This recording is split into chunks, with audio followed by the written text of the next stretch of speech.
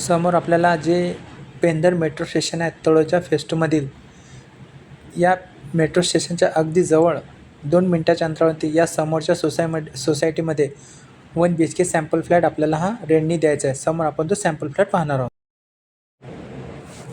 समोर आपल्याला हा 1 BHK जो फ्लॅट आहे तो रेंटनी द्यायचा आहे.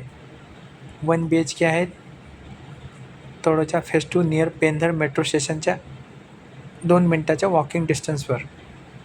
या प्रोजेक्टच्या जवळ असलेला Ashapura mart, Bajaj international school हे दिसत आहे.